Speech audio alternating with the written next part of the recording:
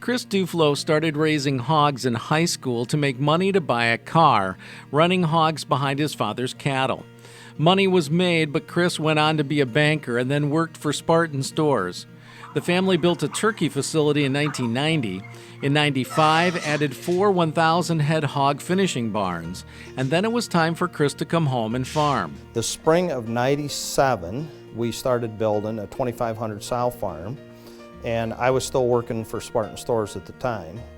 And so when we built that sow farm, we got the pleasure of marketing our first hogs in 1998, selling pigs for 13 cents a pound. And so the only thing I can remember about that experience was not only we were losing a lot of money, but my wife saying, "You left corporate world for what?" And I says, "It'll be all right, honey. We'll just keep, we'll keep going." Kris and his brothers Kelvin and Kim make up Circle K Family Farms that raises and markets the hogs. They're also part of 4D Farms that raises turkeys for Michigan turkey producers. Kelvin farms the operation's 1,800 acres. Kim runs the JBT grain elevator operation, and Kris oversees the companies and the management team. Circle K is a 3,300 sow to a contract finishing.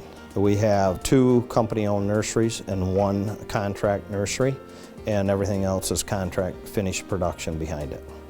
And so we do our marketing. 100% of our marketing goes to Indiana Pack in Delphi, Indiana. There are approximately 80,000 pigs going through the system produced in a calendar year. Market somewhere around 75,000 of those. Got really good feed conversions, average daily gains. The most recent average daily gains in feed conversions I've seen are 2.2 and 2.40, which are fairly impressive. Genetics, we're a PIC completely. Feed is all JBS United from start to finish. We've done some things, a lot of different things on the biosecurity, not only at the units, but going on to the sow farm, we built a transfer station where all inbound, incoming livestock has to go to the transfer station first.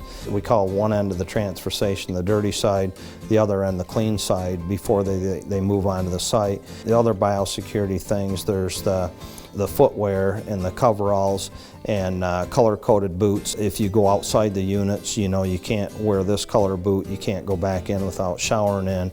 We've always been a 100% shower in, shower out facility. All of our feed trucks have pump sprayers on them so that before they go on to the sow farm and the nursery, they spray before they go on. And likewise, then they would come to the truck wash bay and then they get washed and disinfected.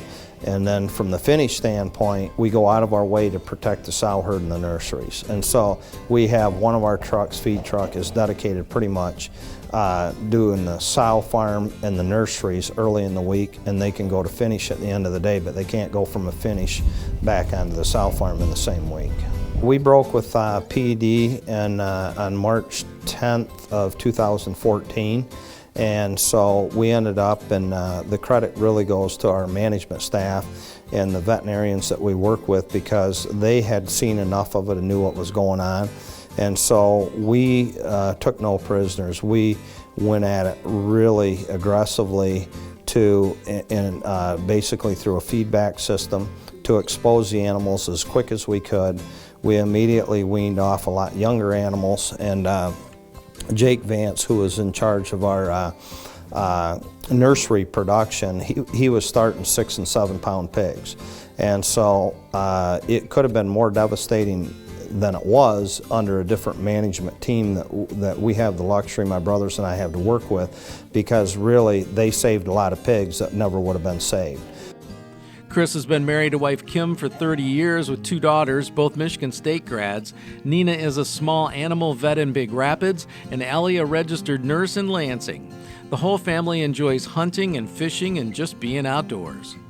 Besides paying tuition for his daughters, Kris has helped support MSU by educating future livestock producers and has been active away from the farm in the industry. Kris is a big supporter of MSU and MSU Extension.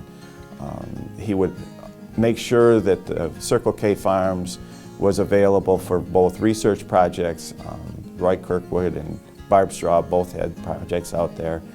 and his units were available for the swine production classes at MSU to come up and visit.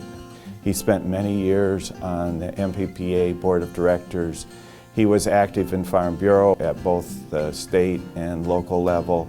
And I think Kris's most prideful thing that he does within the community is his activity with the Gratiot County Fair for Youth. He served on the board of directors for the fair for many years. For his expertise in raising hogs and his contributions to the pork industry, Kris Duflo receives the Michigan Pork Producers Master Pork Producer Award.